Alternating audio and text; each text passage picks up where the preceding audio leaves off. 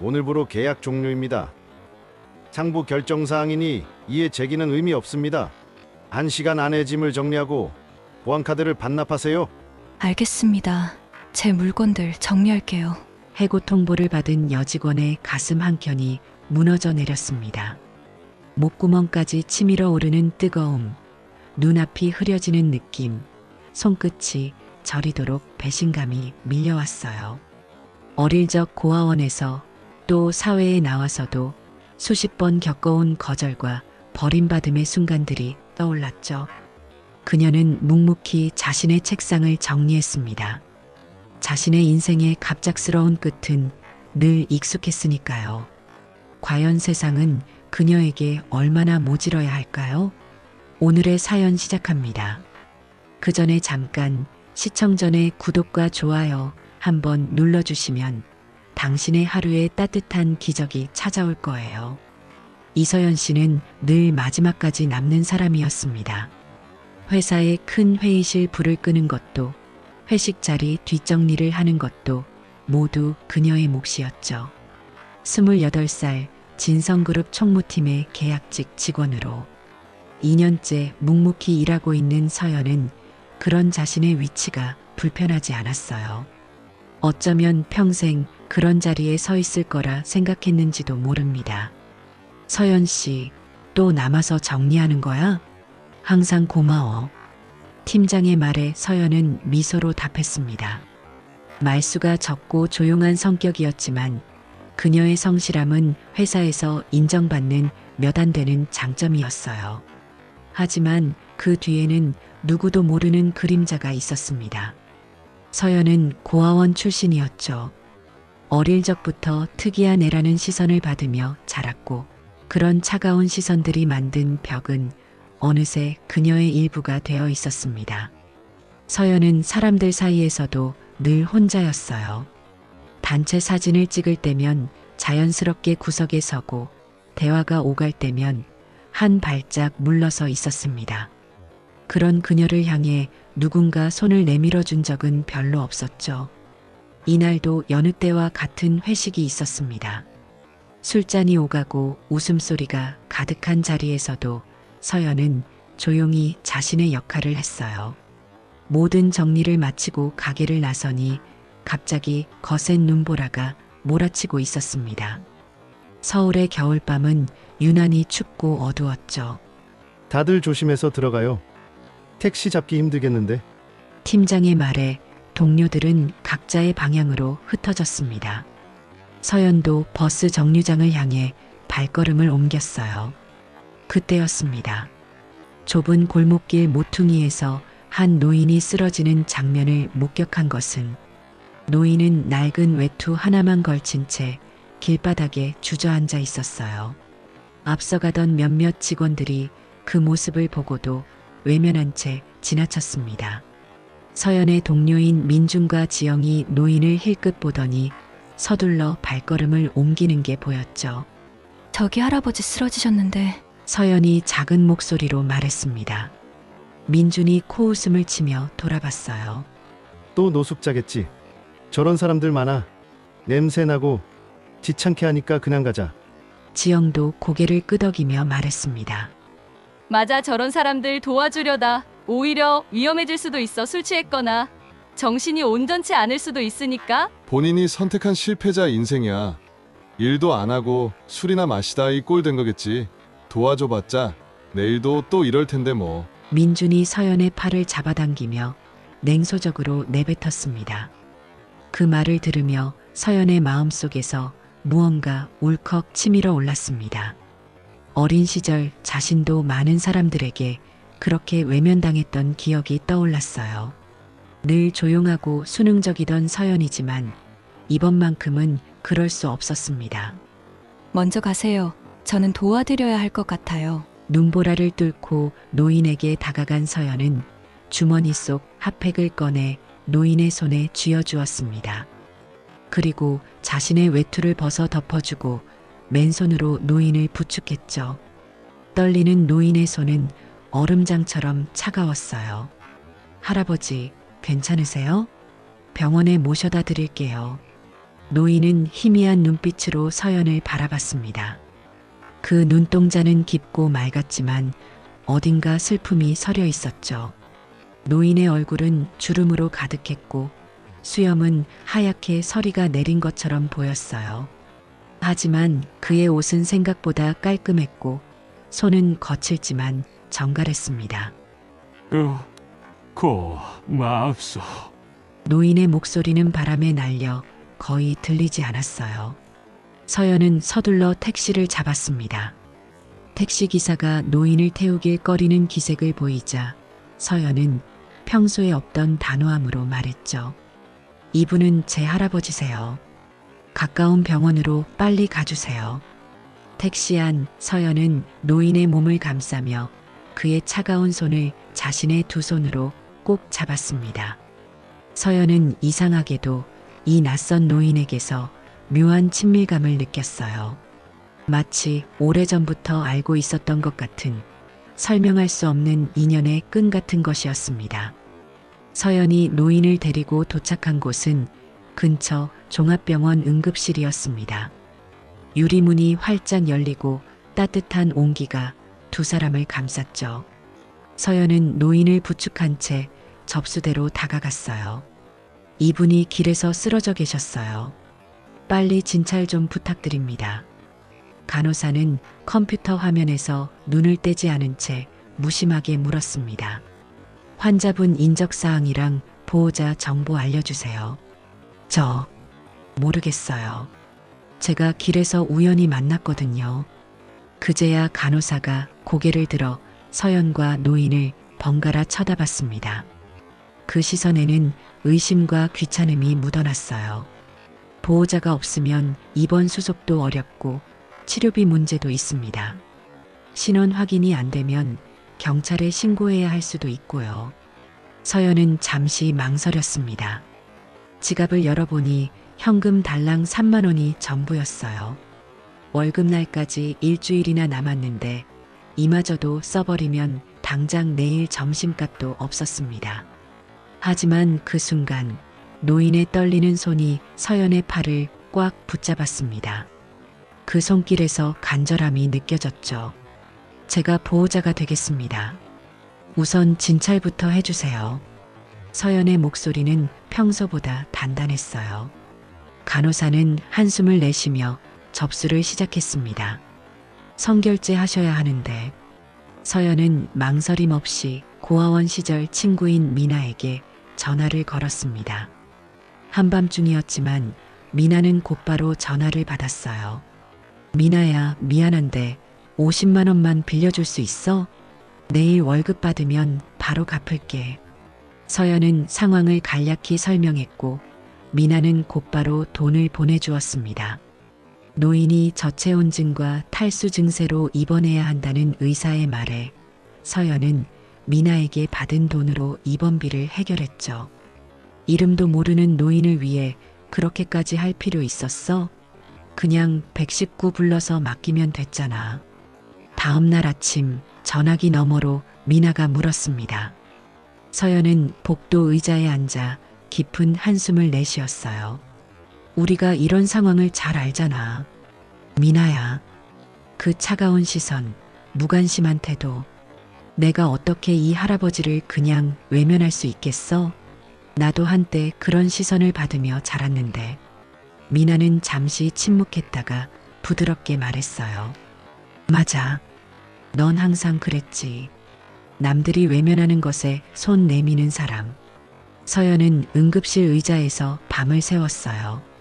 간호사들이 오가는 소리, 멀리서 들려오는 의료기기 알람 소리, 그리고 노인의 고르지 않은 숨소리만이 그녀의 밤을 채웠습니다.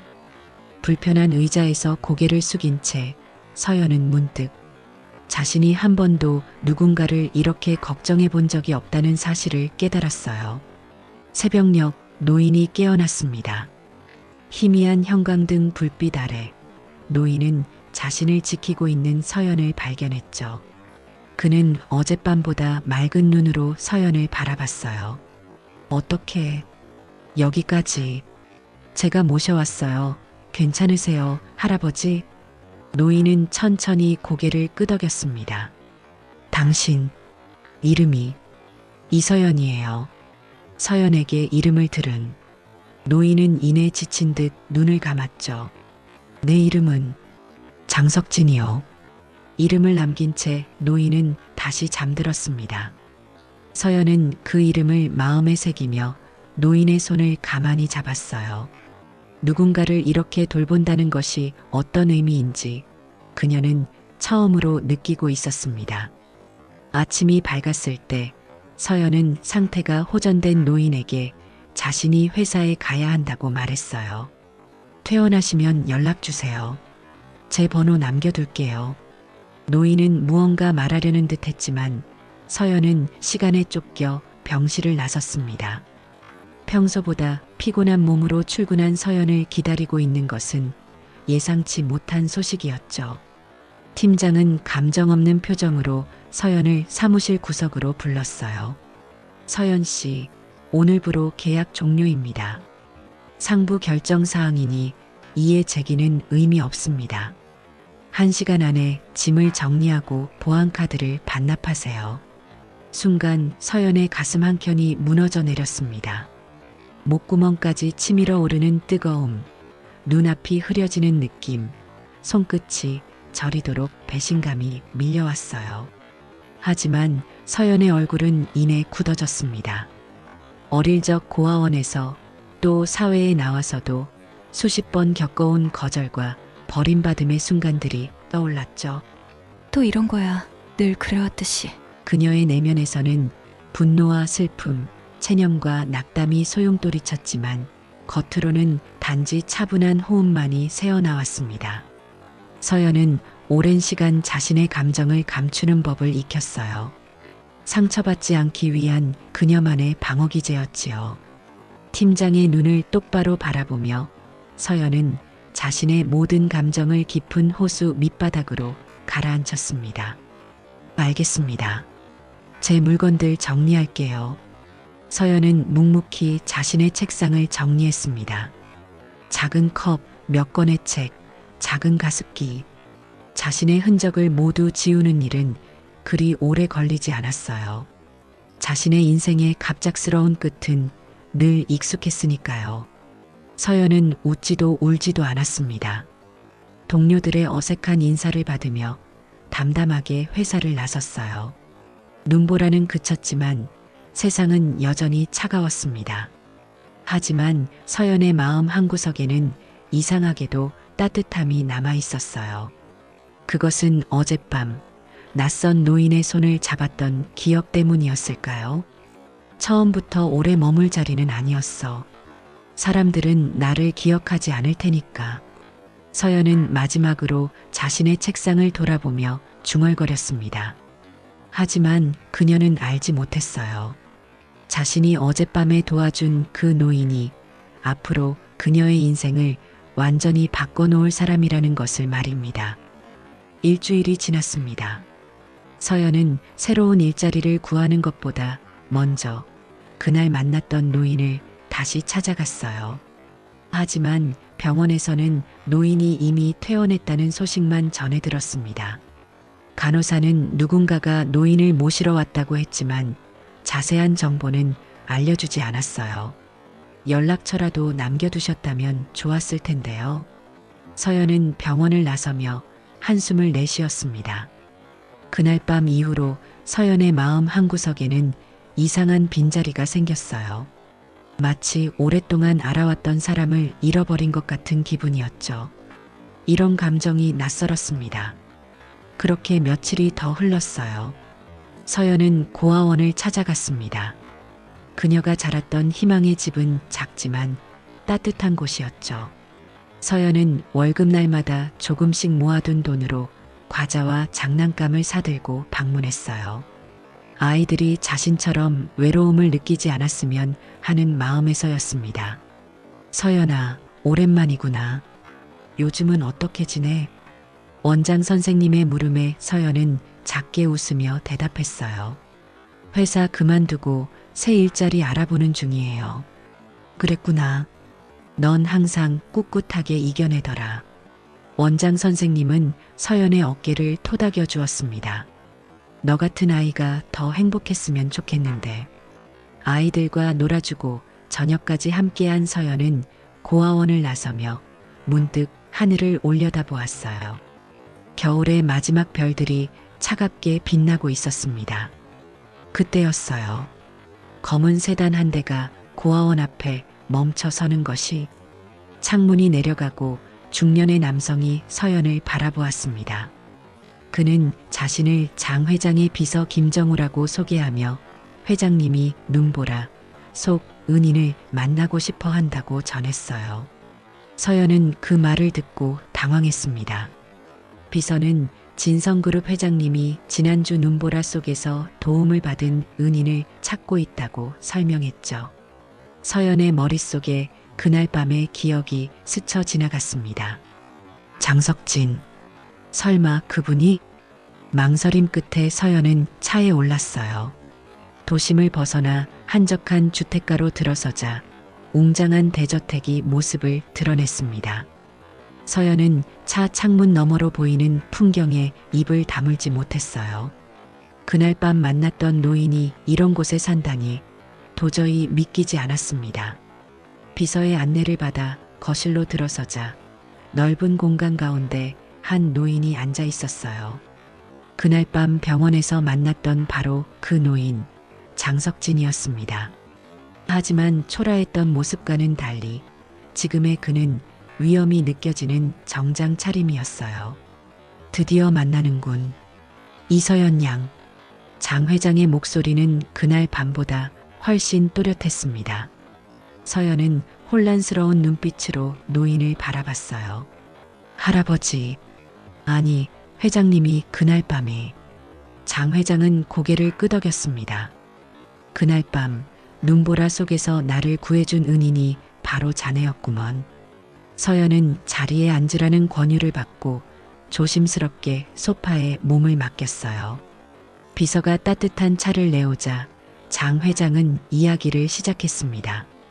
내가 그날 밤 그런 모습으로 거리를 걷고 있었던 이유가 궁금하겠지. 서연은 고개를 끄덕였어요.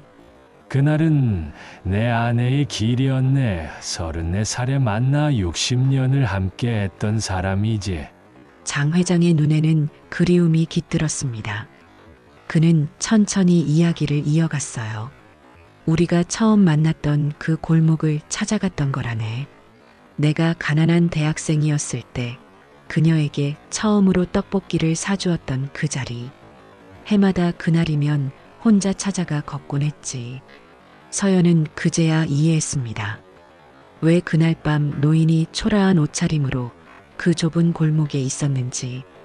그것은 사랑하는 사람을 향한 그리움의 순례였던 거예요. 근데 갑자기 눈보라가 심해졌고 내 나이 많은 몸이 버티지 못했네. 쓰러졌을 때 모두가 나를 지나쳤지만 자네만은 달랐어. 장 회장은 서연의 눈을 똑바로 바라보며 말했습니다.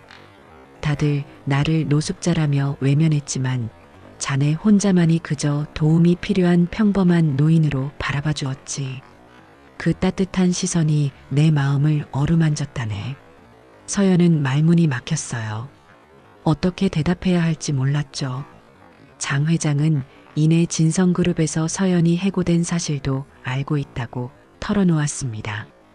병원에서 깨어난 후 서연의 이름을 알게 되어 조사를 했다는 것이었죠. 서연은 놀란 눈빛을 감추지 못했어요.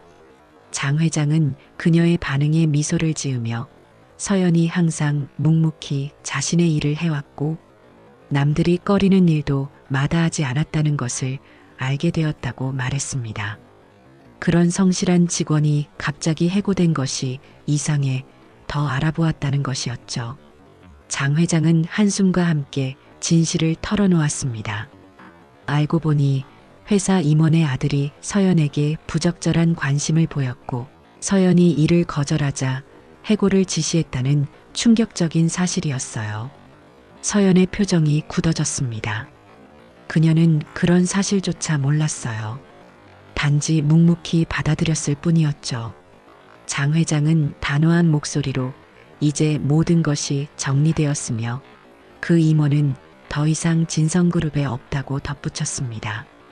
방 안에 침묵이 내려앉았어요. 서연은 무릎 위에 놓인 자신의 손을 물끄러미 바라보았습니다. 갑작스러운 상황에 어떻게 반응해야 할지 혼란스러웠죠. 이서연 양, 장 회장이 다시 입을 열었습니다. 내게는 자식이 없다네. 오랫동안 가족이라고 부를 수 있는 사람이 없었어. 하지만 그날 밤 자네가 내게 보여준 따뜻함은 내가 오래전에 잊고 있었던 것을 떠올리게 했지. 장 회장의 눈가가 붉어졌어요. 그는 흔들리는 목소리로 계속했습니다. 모든 걸 이룬 나는 정작 돌아갈 가족이 없었네. 그런데 자네는 이름도 모르는 나를 끌어안아 주었지. 서연의 눈시울도 뜨거워졌습니다. 장 회장의 말에 담긴 외로움이 고스란히 전해져 왔어요. 그것은 서연 자신도 평생 안고 살았던 감정이었으니까요. 직원이 아니라 내 가족이 되어주면 어떻겠나? 장 회장의 말에 서연은 귀를 의심했습니다. 넓은 거실에 흐르던 정적이 깨지고 시간이 멈춘 것 같았어요.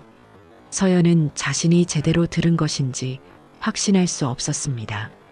그저 입술만 달싹일 뿐 어떤 말도 나오지 않았죠. 그녀의 눈동자가 불안하게 흔들렸고 손끝은 미세하게 떨리기 시작했어요. 장 회장은 따뜻한 미소로 고개를 끄덕였어요. 그의 주름진 얼굴에는 기대와 설렘 그리고 약간의 두려움이 엿보였습니다. 평생을 정상에서 결정을 내려온 사람의 눈빛이 어린아이처럼 간절해졌죠. 그는 천천히 서연을 향해 한 걸음 다가섰고 그의 목소리에는 숨길 수 없는 떨림이 묻어났습니다. 서연은 어쩔 줄 몰라 하며 자리에서 일어났습니다. 창밖으로 눈이 다시 내리기 시작했어요. 마치 그날 밤처럼 세상은 하얗게 변해가고 있었습니다. 흰 눈송이들이 유리창에 부딪히는 모습이 서연의 혼란스러운 마음과 겹쳐 보였어요. 한평생 가족이라는 것을 꿈꿔왔지만 정작 그것이 눈앞에 다가오자 도망치고 싶은 마음이 컸습니다. 장 회장은 천천히 일어나 서연에게 다가왔습니다. 그의 걸음걸이는 불안정했지만 눈빛만은 또렷했어요. 그는 서연의 떨리는 어깨에 조심스럽게 손을 얹었고 그 순간 서연은 이상하게도 안정감을 느꼈습니다. 마치 오래전부터 기다려왔던 아버지의 손길 같았어요. 며칠 후 서연은 고아원 원장 선생님을 찾아갔습니다. 아이들이 낮잠을 자는 시간, 조용한 사무실에서 두 사람은 마주 앉았어요. 창밖으로는 따스한 햇살이 비치고 있었고 멀리서 아이들의 자는 숨소리가 희미하게 들렸습니다. 서연은 컵에 담긴 따뜻한 차를 바라보며 복잡한 심정을 털어놓았어요. 가족은 피가 아니라 마음으로 맺는 거란다. 원장 선생님의 말에 서연의 눈시울이 붉어졌습니다. 어린 시절부터 그녀에게 가족의 의미를 가르쳐준 분이었기에 그 말은 더욱 깊이 와닿았어요. 원장 선생님은 서연의 손을 꼭 잡아주었고 그 온기가 서연의 마음속 얼음을 서서히 녹이는 듯 했습니다. 그날 밤 서연은 오랜만에 일기를 썼습니다. 고아원 시절부터 써오던 오래된 일기장에 그녀는 자신의 마음을 정리했어요. 낡은 표지의 일기장은 그녀 인생의 모든 고독과 아픔, 그리고 작은 기쁨들을 담고 있었죠. 펜을 쥔 그녀의 손은 미세하게 떨렸지만 마음만은 점점 단단해지고 있었습니다. 법적 절차는 생각보다 빠르게 진행되었어요. 입양 동의서에 서명하는 순간 서연의 손은 떨렸습니다. 이서연에서 장서연으로 개명하는 서류를 작성하며 그녀는 자신의 인생이 완전히 새로운 방향으로 나아가고 있음을 실감했죠. 새로운 이름을 받아든 그 순간 서연은 묘한 해방감과 동시에 무거운 책임감을 느꼈어요. 진성그룹 본사에서는 공식 발표가 있었습니다. 넓은 대강당에 모인 임직원들 앞에서 서연은 긴장된 표정으로 서 있었어요. 수백 쌍의 눈이 그녀를 향해 있었고 그 중에는 예전에 그녀를 무시했던 사람들도 있었습니다. 하지만 서연의 표정은 담담했어요. 이제는 그런 시선에 흔들리지 않을 만큼 강해졌으니까요. 처음으로 누군가의 딸이라는 말을 들었다. 나도 이제 누군가의 가족이다. 서연은 마음속으로 중얼거렸습니다. 그것은 기쁨이자 새로운 시작이었어요. 사회공헌 이사라는 직책은 서연에게 딱 맞는 옷이었습니다. 그녀는 고아원 지원 프로그램, 노숙자 재활센터, 어르신 복지시설 등 소외된 이들을 위한 프로젝트를 하나씩 시작했어요. 자신이 걸어온 길을 아는 그녀였기에 어떤 도움이 진심으로 필요한지 누구보다 잘 알았죠. 봄이 깊어가는 어느 날 서연은 장 회장과 함께 정원을 거닐었습니다. 연두빛 새잎들이 돋아나는 나무들 사이로 두 사람은 천천히 걸음을 옮겼어요. 장 회장은 서연에게 자신의 아내 이야기를 들려주었고 서연은 그의 말 한마디 한마디를 마음속 깊이 새겼습니다. 그것은 단순한 이야기가 아닌 그녀의 새로운 가족 역사를 배우는 시간이었으니까요. 장서연이 된 지 석 달 서연의 일상은 완전히 달라졌습니다. 넓은 저택의 한 구석에 그녀만의 공간이 생겼고 매일 아침 정갈한 식사가 차려졌어요. 하지만 서연에게 가장 큰 변화는 물질적인 것이 아니었습니다. 누군가를 위해 살아간다는 것, 그리고 누군가에게 소중한 존재가 되었다는 사실이었죠. 장 회장은 84세 나이에도 매일 아침 일찍 일어나 신문을 읽고 주식시장을 확인했습니다. 그런 그의 일상에 서연이 자연스럽게 스며들었어요. 아침 산책을 함께하고 저녁에는 하루 일과를 나누며 따뜻한 대화를 이어갔습니다. 처음에는 어색했던 둘의 관계가 점차 깊어져 가고 있었죠. 서연아, 오늘은 어떤 일이 있었나? 장 회장이 물으면 서연은 진성그룹 사회공헌부서에서 진행 중인 프로젝트들에 대해 이야기했습니다. 특히 고아원 지원 사업에 대한 이야기를 할 때면 그녀의 눈빛이 더욱 반짝였어요. 그녀가 직접 기획한 장학 프로그램이나 직업 교육 과정에 관해 설명할 때는 목소리에도 힘이 들어갔습니다. 장 회장은 그런 서연의 모습을 흐뭇하게 바라보았습니다. 그는 서연에게 어떤 강요도 하지 않았어요. 회사 경영에 관여하라는 말도 상속에 대한 이야기도 일절 꺼내지 않았죠. 그저 서연이 자신의 방식으로 행복을 찾아가길 바라는 마음뿐이었습니다. 하지만 세상의 시선은 냉정했어요. 언론에서는 연일 자극적인 헤드라인을 쏟아냈습니다. 고아 출신 여성, 재벌 회장 심장 사로잡아, 눈보라 속 계획된 만남, 진성그룹 상속자 등극과정 의혹, 총수 자녀 없는 진성그룹, 낯선 여성에게 넘어가 나와 같은 기사들이 끊임없이 등장했어요. 특히 주간지들은 서연의 과거를 파헤치며 악의적인 추측을 이어갔습니다. 이서연, 장석진 회장에게 접근하기 위해 노숙자 행색을 한 노인을 일부러 찾아다녔다. 진성그룹 내부자 증언 그녀는 회장 일정을 미리 알고 있었다와 같은 음모론이 난무했죠. 서연의 고아원 시절 사진이 무단으로 공개되고 심지어 그녀와 장 회장의 첫 만남에 대한 억측까지 난무했습니다. 모 방송사는 내부 고발 이서연의 계획적인 상속자 되기 프로젝트라는 제목의 특집 다큐멘터리까지 방영했어요. 별다른 증거도 없이 그녀를 백조원대 재벌의 천재적 사냥꾼으로 묘사했습니다. 서연은 그런 기사들을 보며 가슴이 아팠지만 겉으로는 담담함을 유지했습니다. 그녀에게 중요한 것은 오직 장 회장과의 관계였으니까요.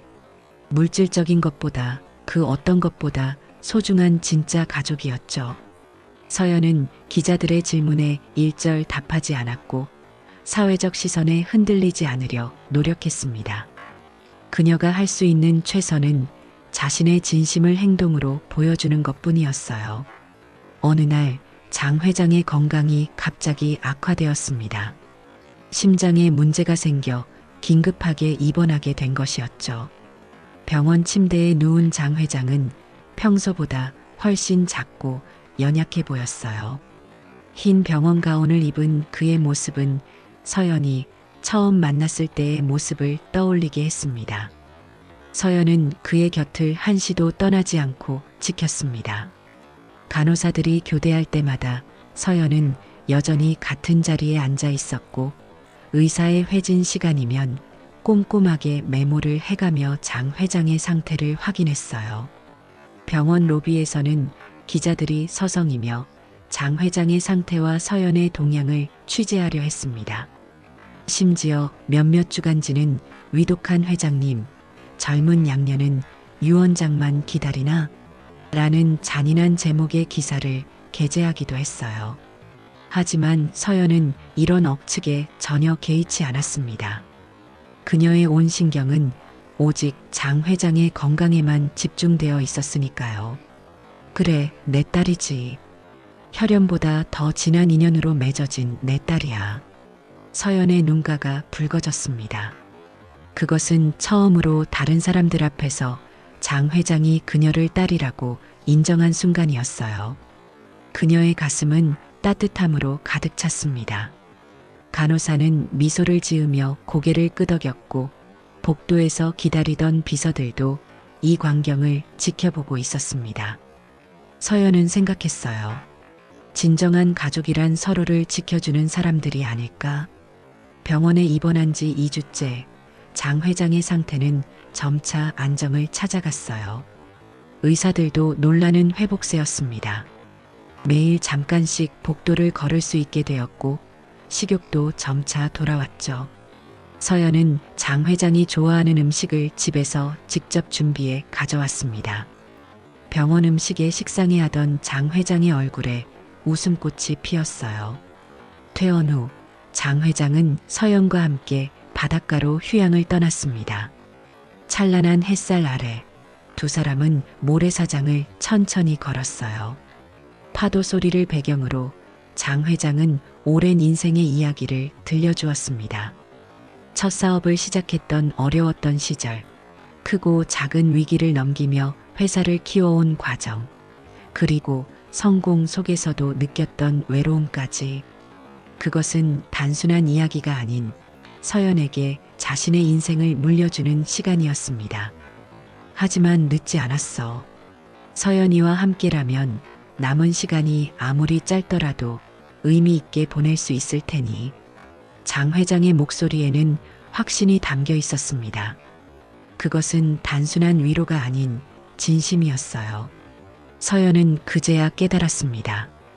그들의 만남은 우연이 아니었다고. 외롭던 두 영혼이 서로를 치유하기 위해 맺어진 특별한 인연이었던 거예요.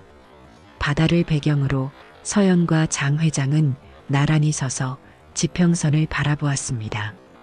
그들 앞에 펼쳐진 것은 끝없이 넓은 바다, 그리고 무한한 가능성의 미래였습니다. 서연은 생각했어요. 고아였던 자신이 이제는 누군가의 딸이 되어 이렇게 당당히 세상을 마주하고 있다는 사실이 믿기지 않았습니다. 아버지, 정말 감사해요.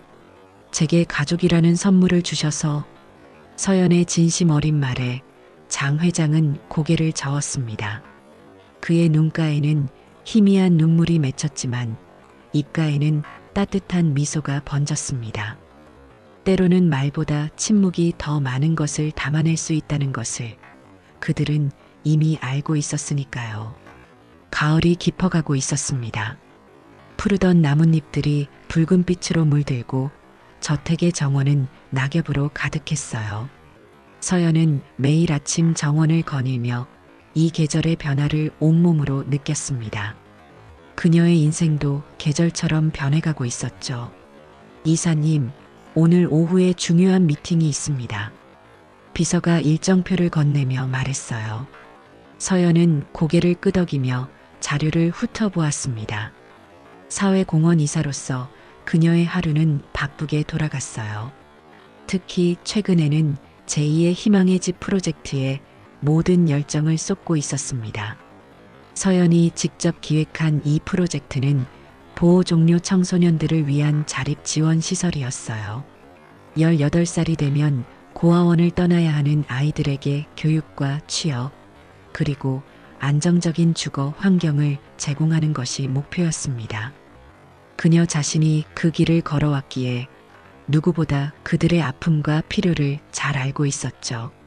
한편 장 회장의 건강은 요양과 치료를 병행하며 조금씩 호전되고 있었습니다.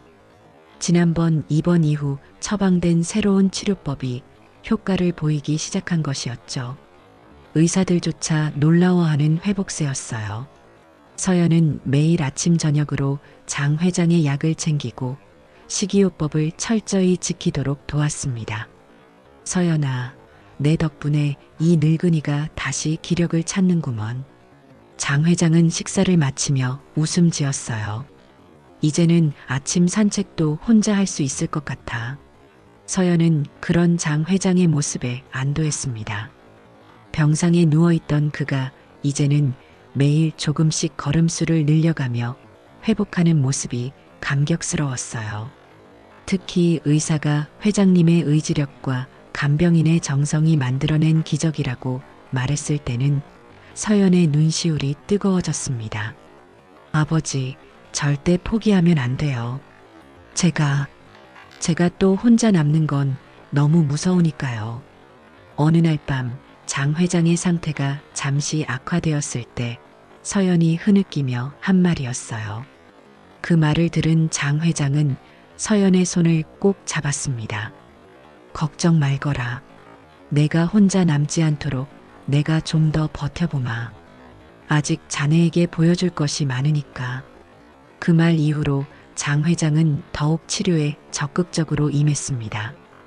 의사가 권한 재활 운동도 빠짐없이 했고 식이요법도 철저히 지켰어요.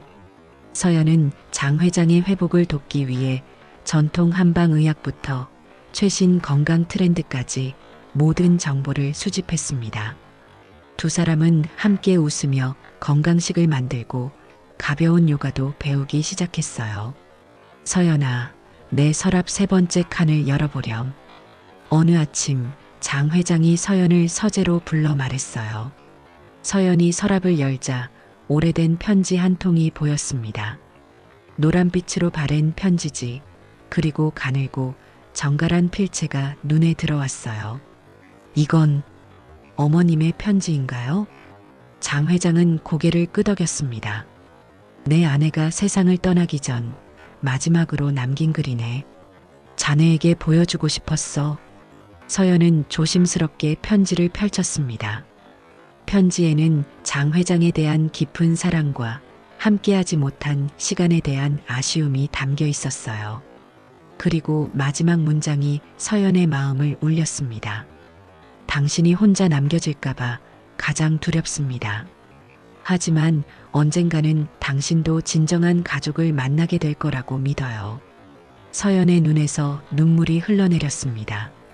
마치 수십 년 전에 그 여인이 자신을 예견이라도 한 것 같은 기분이 들었어요. 장 회장은 서연의 손을 부드럽게 잡았습니다. 이제 나는 혼자가 아니야. 그리고 자네도 더 이상 혼자가 아니네. 우리가 서로에게 가족이 되었으니. 그 말에 서연은 고개를 끄덕였습니다. 이제 그녀의 삶에는 확고한 방향이 생겼어요.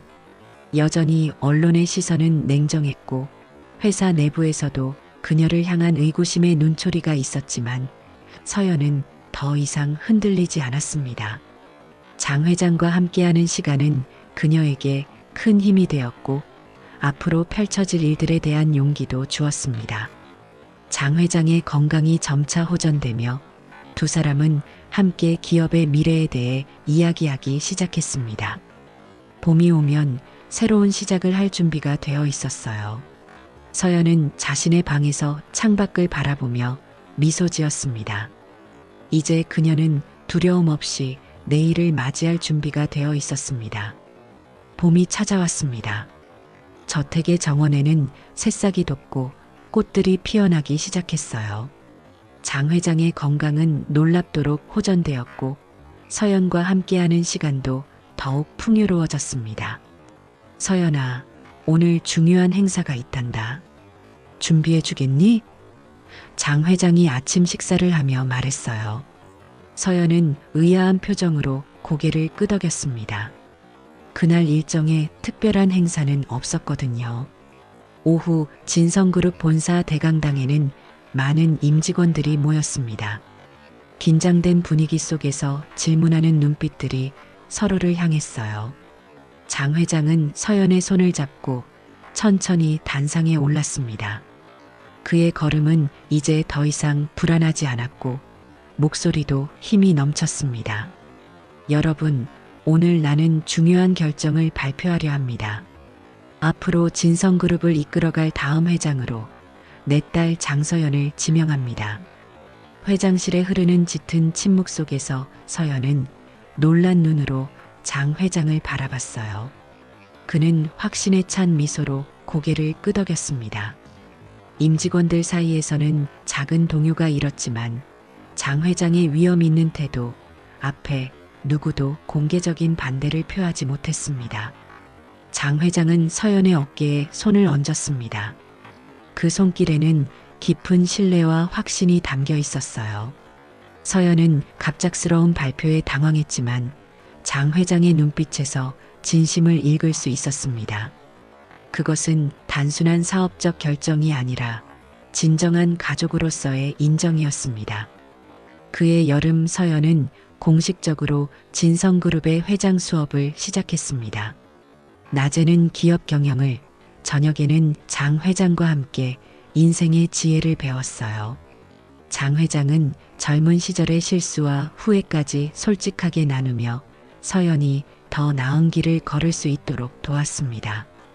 가을의 끝자락, 서연은 자신의 방에서 오래된 상자를 발견했습니다. 그 안에는 장 회장이 남긴 또 하나의 편지가 있었어요. 서연아, 내게 마지막 봄이 찾아왔단다. 눈보라 속에서 내 마음의 눈까지 녹인 너는 내 전 재산보다 소중한 인연이었단다. 서연은 편지를 품에 안고 창가에 섰습니다. 미래는 여전히 불확실했지만 그녀는 더 이상 두렵지 않았어요. 그녀의 품에는 그날의 외투가 있었고 그 따뜻함은 영원히 그녀의 가슴에 남을 것이었으니까요. 세월이 흘러 서연은 진성그룹을 사회적 책임을 다하는 기업으로 성장시켰습니다. 희망의 집은 전국 각지에 세워졌고 수많은 아이들이 그곳에서 새로운 시작을 찾았어요. 장 회장은 90이 넘는 나이에도 서연의 곁을 지켜주었습니다. 때로는 엄격한 멘토로, 때로는 따뜻한 아버지로 그녀의 인생에 빛이 되어주었죠. 누군가의 외면이 될 수 있었던 순간 손을 내민 당신이 진짜 가족입니다. 진성재단의 슬로건이 된 이 문구는 서연과 장 회장이 함께 만들어낸 가장 아름다운 유산이었습니다. 작은 온정 하나가 한 사람의 마지막 삶을 구했고 또 다른 한 사람의 인생을 바꿨습니다. 눈보라 치던 그날 밤 우연히 시작된 인연은 이제 많은 이들에게 희망이 되었습니다. 혈연보다 깊은 인연으로 맺어진 서연과 장 회장의 이야기는 진정한 가족의 의미를 세상에 전하고 있었습니다. 이것이 눈보라 속에서 시작된 가장 따뜻한 봄의 이야기입니다. 오늘의 사연 어떻게 들으셨나요? 오늘의 사연이 여러분의 마음을 밝히는 작은 등불이 되었다면 감상 한마디 댓글로 부탁드립니다. 귀한 시간 내주셔서 감사합니다. 다음 영상 누르시기 전에 구독과 좋아요 한번 눌러주시면 오늘 행복과 행운이 가득한 하루가 되실 거예요. 오늘도 사연의 빛에 들러주셔서 감사합니다.